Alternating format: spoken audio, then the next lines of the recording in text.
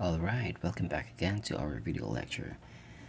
Okay, this is our second problem for the projectile motion.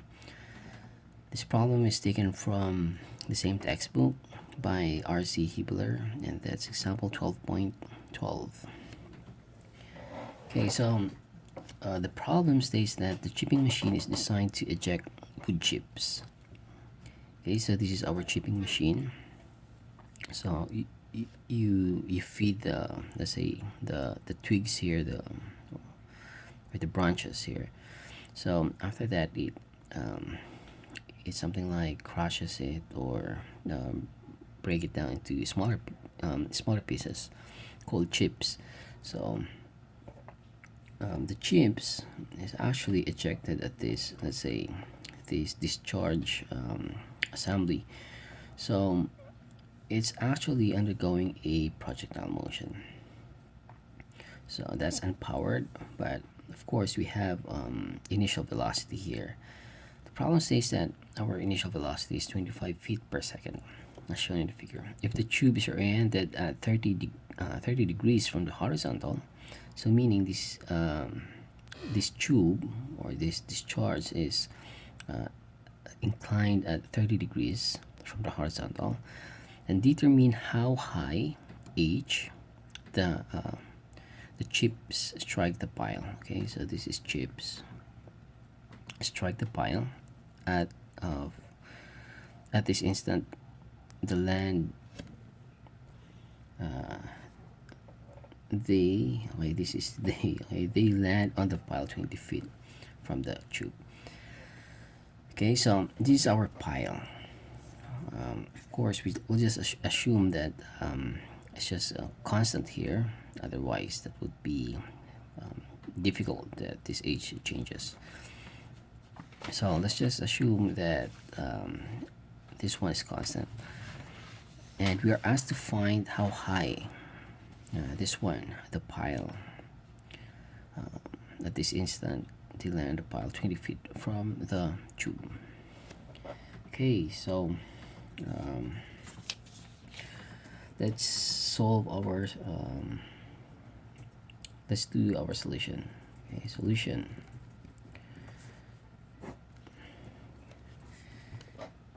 Okay, so first, what do we know? We have the initial velocity and we have the height. Then maybe we can try to solve first for, okay, solve first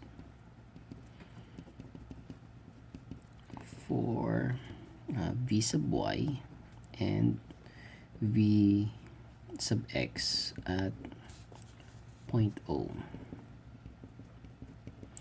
Okay, so this is our initial point O, and then this is point A. Okay, so we are given with this initial velocity, that's 25, and then the angle of 30 degrees. So we can solve v sub y is equal to v sub O sine theta.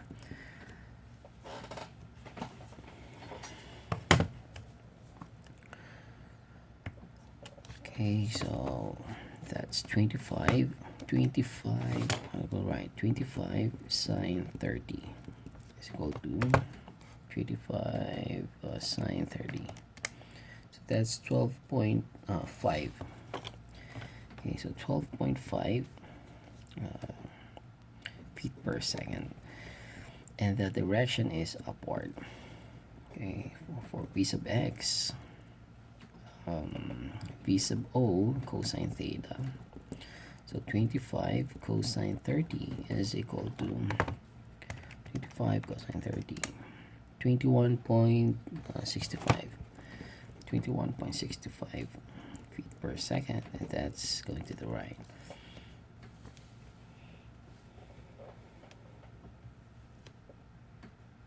Okay, another thing, other data. So we have G is equal to since we're using the IP system, then that's gonna be 32.2 feet per second squared. Okay, what else? For our equations, just write equations. We have delta y is equal to v initial VOT plus 1/2 I think 1/2 GD squared. Okay, GD squared. What else? 2G delta y is equal to V or delta V squared.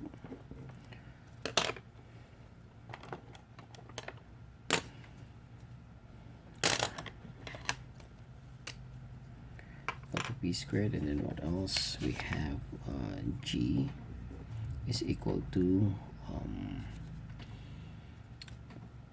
what else? V or delta V all over delta D. Okay, so this is along the y,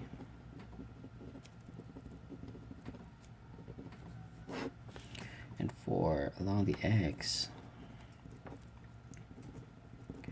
we have V is equal to simply x all over D. Okay, so this is our equation 1, equation 2, and then equation 3, and then let's say this is equation 4. Okay, so we're asked to find the h. So in order to find the h, we need the distance from point O to point A. We only have point O to this point, the let's say the ground line, and that's 4 feet. But this distance is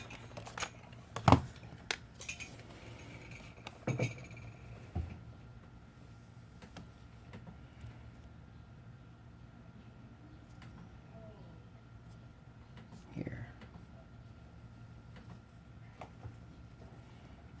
So we have this 4 minus h. Okay, so this is going to be a known. Okay, so delta g, and sorry, 2g. We have that delta y. That's going to be one unknown here because we have an unknown h. And for the delta v squared, then that's gonna be also an unknown. Okay, by the way, this type of problem is this one works when we just analyze this problem using the entire motion rather than just trying to separate the upward motion from the downward motion. So here we'll just analyze the entire motion. Okay, so this one won't work. For this delta y, we have a known here, because if we substitute this 4 minus h, that's going to be an unknown. And for the initial, yes, we do have, but for the time we don't have yet for the time. So we're gonna have two unknowns. Here we'll also have two unknowns because we don't have the y at B. I mean at point A. So we don't have the velocity at A, and we don't have this time yet for the entire motion. So let's try to figure out if there's something we can get we can obtain when we analyze on the x-axis. So here we have v. Of course, this v sub x is equal to x all over t. Now we have v sub x because that's constant throughout the motion. And for the x, the distance, we also have 20 feet. So what's left is the time. Okay, so let's solve now. Okay, solving for time.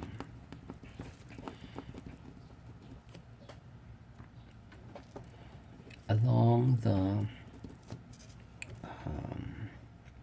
x-axis. Okay, so v is equal to x all over t, so therefore t is just x all over v, which is, we have 20 feet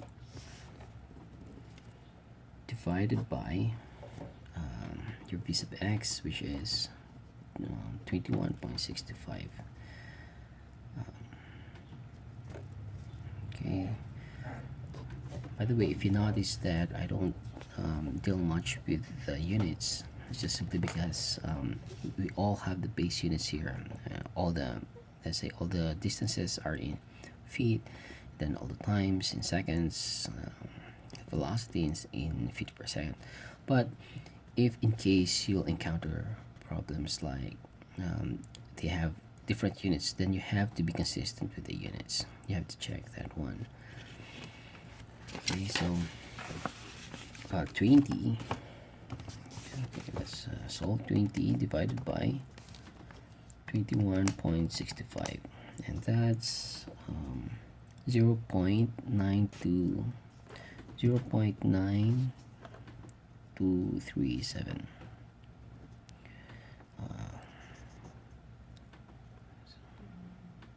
238,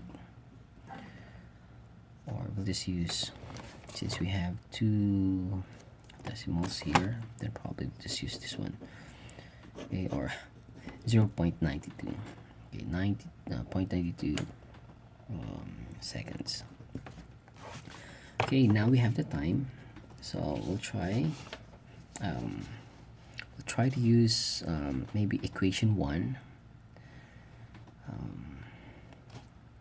because here we have delta y, so the unknown would be 4 minus h, because if we substitute this one here, then that's going to be an unknown, and we have the initial velocity at y, and we already have the time, so I think we can solve that one.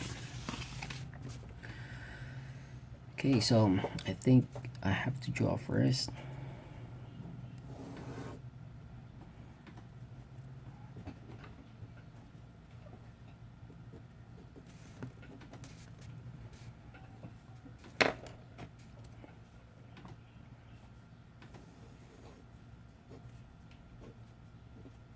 This is 4 minus h, and then this one is just h, and then this entire distance is 4.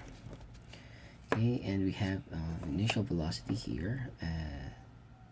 The initial velocity here for the y, v sub y, is equal to 12.5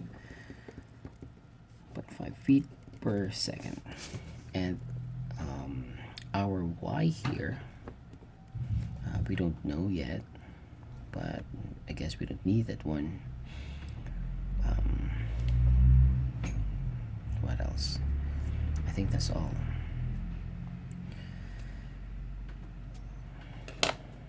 Okay, so solving, okay, that's right, solving for h using equation 1. And by the way, we have time here. Time is equal to 0.92 seconds. Okay, so delta y is equal to VOT plus 1/2 GT squared. Okay, this is point O, and then this is point A.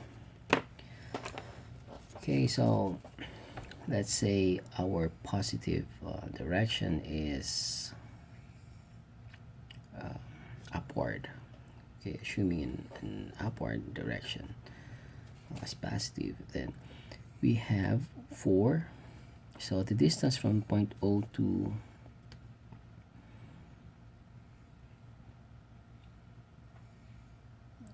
from point O to point A, so that's gonna be 4 minus 4 minus h. So this is 4 minus h minus 0.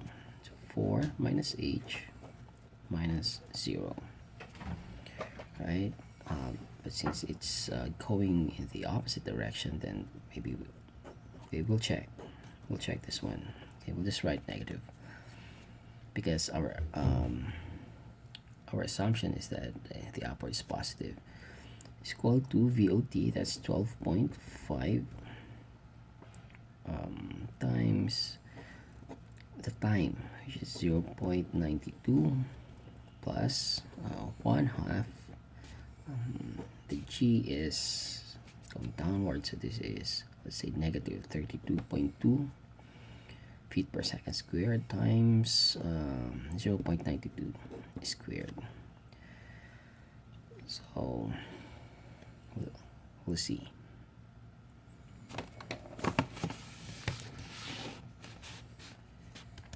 Okay, so 12 point, or we'll do this first, 0.92 squared times 32.2 divided by 2. So that's negative times negative 1. Okay, plus 12.5 times 0.92. So we have negative 2.12704. And here we have minus 4 minus h. Oh, so sorry, minus 4 plus h. Okay, so h is equal to, if we transpose this to the right hand side, then that's going to be positive. So let's say 4 minus 2.12704. Okay, so 4 plus answer. So we have 1.8 we have 1.87 or 873 meters.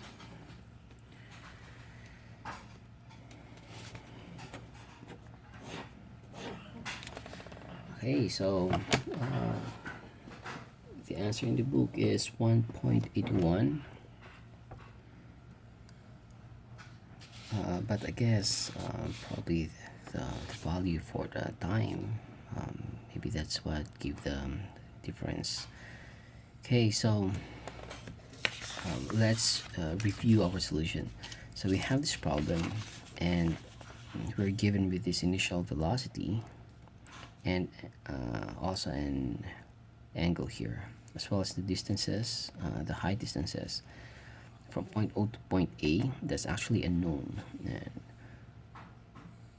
actually what's unknown here is the height of the pilot, which is just h. Okay, so what we did first is to solve for the velocity component at this point O, since we're given with this value and then the degrees. Then we can solve for v sub y and v sub x. Okay, after that what I usually do is I just write the equation, then just try to figure out what will work or not. So here for equation 1, we have these kinematic equations for constant acceleration, and we check each one of it and try to see if it will work or not. But here it didn't work because we have an unknown time, and our delta y is also unknown, so we will have two unknowns if we use this